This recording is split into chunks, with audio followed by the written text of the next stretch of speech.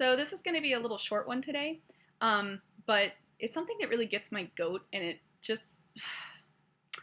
I saw like a comment somewhere today, I think online, and it just reminded me of it. So I'm going to make my stance right here and right now.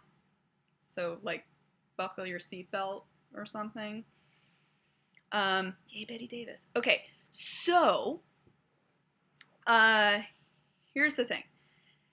I have had to have the conversation plenty of times with usually non-singer friends of mine, non-musicians, that are like, do you write your own songs? And I'm like, no, because I really don't. And I'm sure I could get good at it if I really wanted to and really tried to write my own songs. But, you know, I was trying to be an opera singer for a long time, so no, I don't.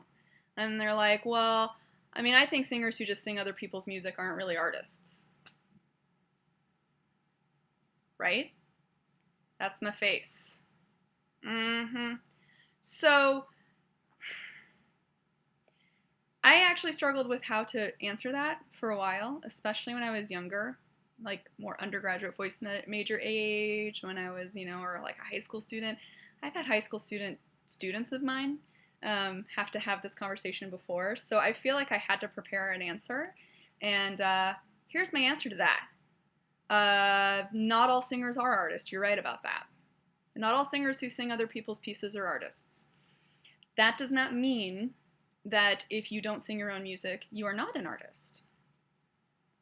Because what I always felt I was as an opera singer, or what I always strive to be, is someone who... I'm a translator, essentially. I'm a conduit through which the expression of the music, the intentions of the composer, all of that gets transmitted through me to the audience, and something fundamental in the human experience gets communicated to that audience, and the audience experiences it. So if I'm doing my job really well, there is a connection of human experiences and something sort of intangible between myself, the conductor who might have been dead for hundreds of years from a completely different culture, and the audience that I'm singing to. And I think that's pretty darn profound. So in order to be an artist and do that, I have to get out of my own way. I have to bring myself to it. I have to bring my humanity to the art, but I got to get out of my way in terms of technique and stuff like that, right? I've got to show up and just really focus on the deeper meaning behind what I'm doing, right? It's not about my high notes, how pretty they are, my voice range, how big my voice is, how small my voice is. It's not about any of that stuff. It's about the music. It's in service to the music, because the music is the art form through which I communicate something about my humanity. And it might not be my music. I might not be the one who wrote the music. But I sure as heck understand it. I get it.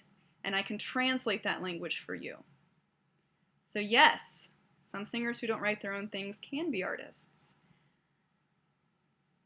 What gets my goat is when singers, especially young singers, I think, can get so trapped in the idea that they have to be perfect. That part of learning vocal technique is to be perfect, to be like better than the great singers out there, because the great singers are flawed, right? You have to be really technically perfect to have any shot at being anything in the stage world, right? And that's not really true. I think technique serves artistic expression. Healthy vocal technique that gives you a certain freedom and an ease throughout different vocal styles and different, if you're going to be an opera singer or a belter, whatever it is you're doing, it has the added benefit of hopefully keeping your voice healthy as possible, right? Allowing you to know when you're straining or something like that. Gives you some awareness for that. But ultimately, it's to serve the music. It's to have enough flexibility that you're able to express what needs to be expressed as far as you're concerned in that music. The important message, the fundamental underlying message, right? You have to have a very flexible voice to respond to your intentions. So That's really the point of vocal technique. Now for voice majors out there, all that work you do figuring out, periods of singing, what Baroque performance practices versus classical versus the Romantic era, all that stuff. For musical theater people, like if you're singing, Rodgers and Hammerstein versus like more modern, rock stuff. Those are different styles, right? And they're different time periods, really, and there's different ways of performing it. And you learn about that stuff because what you're doing is you're learning the language that you are choosing to communicate that intangible human experience stuff with.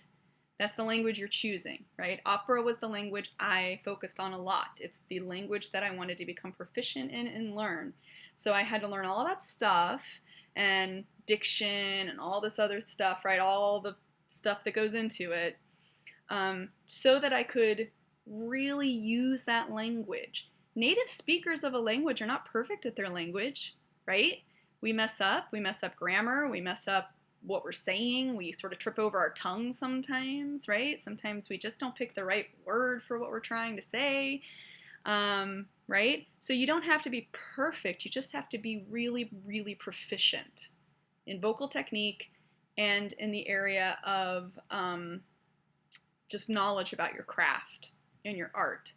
That's what you're learning it for. You're learning it to create a level of mastery and proficiency such that you're like the imperfections that are just part of you, that just sort of naturally come out of you using this language, are still there. Okay? So if you want to look at big singers like the classic, if you want to look at Renee Fleming and say, oh, she scoops, she's not that great because she scoops. I can't even stand it, right? Or you want to look at Maria Callas and be like, oh, well, her technique couldn't have been good because she killed her voice. I'm not going to listen to her, right?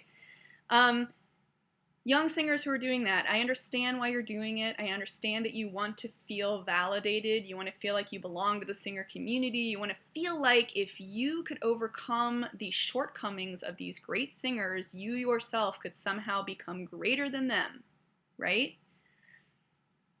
But it's not about being perfect. They were great because they're really great artists. They're great at musicality. They're great at focusing on just what it is they want to communicate that's beyond what the score might say. But they still couch it in the frame of the score, of course.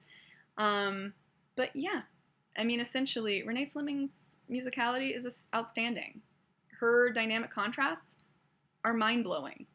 The fact that she can go from like a pianissimo to a fortissimo back to a pianissimo in a single phrase, and the manner at which she does it and where she chooses to do those things is amazing.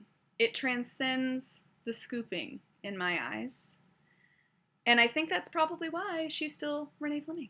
She's still like the top billed soprano of the classical world right now because she has an ability to translate something so fundamental in her music that I want to go see. I want to pay my money on it.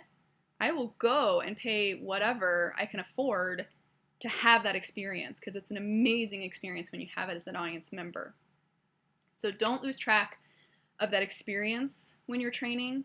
Try not to lose track of the importance of that experience because, listen, singers, you got a lot of competition these days. You got competition from your peers, but you know who you also have competition with?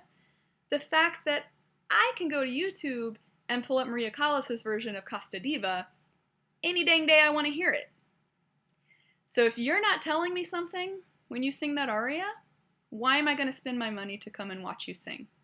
I'm not trying to be a pro singer anymore. I'm the audience you're trying to get in the seats. I'm the donor, potentially, once I actually make money, in life. But I'm the one you want in the opera house. I'm the one you want at your musical theater performance. I'm the audience. And you better give me an experience that's worth my money. And there is always going to be a prettier voice or a prettier person. I don't have to spend my money on pretty. So, because I can go online and I can find pretty any day of the week for free. So, technique is for expression, you guys.